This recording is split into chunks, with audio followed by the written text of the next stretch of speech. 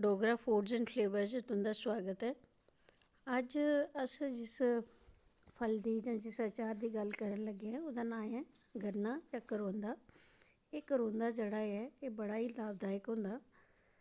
बड़े घट्ट लोग जानदे न एह्दे गुणें दे बारे च, पर एह् साढ़ी हड्डियें गी मजबूत करदा, साढ़े शरीर दी रोग प्रतिरोधक क्षमता गी बधांदा। एह्दे कन्नै साढ़े चेह्रे दा ग्लो बी बधदा होर बी मते सारे चीज़ां ऐसियां न जेह्दे कन्नै इसी खाने कन्नै सानूं फ़ायदा थ्होंदा। एह् इक ऐसा चमत्कारी बूह्टा ऐ, पर अस लोग एह्दे गुणें दे बारे च बड़ा घट्ट जानने आं। एह् जेह्ड़ा फल होंदा एह् जिसलै कच्चा होंदा उसलै ते खट्टा होंदा, पर जियां जियां एह् पकदा जंदा एह्दे सोआद च थोह्ड़ा फर्क आंदा जंदा। अज्ज एह्दा अस अचार बनान लगे आं, एह्दी सब्जी चटनी सब कुछ बनदा। एह्दा अचार बी बड़ा अच्छा होंदा। एह्दे आस्तै में कड़ाही रक्खी लेई ऐ, एह्दे 2 चम्मच में तेल पाया। तेल थोह्ड़ा जेहा गर्म होग शुरू होई पेआ ते में एह्दे च जीरा पाई दित्ता। इसी कट्टने दा बड़ा आसान तरीका ऐ, बस इसी कट्टेआ ते एह्दे सैंटर चा जेह्ड़ी गुली ऐ बस इसी कड्ढियै बाह्र कड्ढी देना।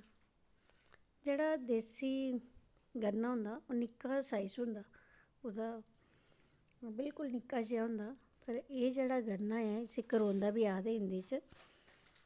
एह् जेह्ड़ा गन्ना होंदा एह् थोह्ड़ा बड्डा होंदा, एह् हाईब्रिड ऐ।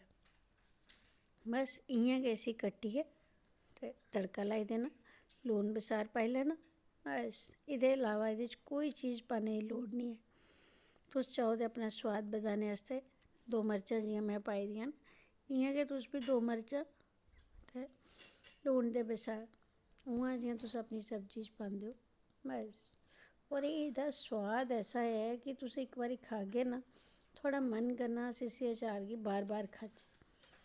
बनाएओ जरूर, खाएओ जरूर, अपने बच्चें गी जरूर खलाएओ।